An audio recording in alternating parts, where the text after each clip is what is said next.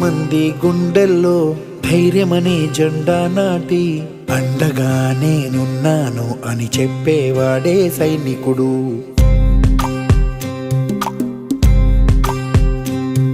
ఈ దేశమే నా ఇల్లంటూ అందరూ నా వాళ్ళంటూ కులం మతం భేదాలను భస్మం చేసేవాడే సైనికుడు.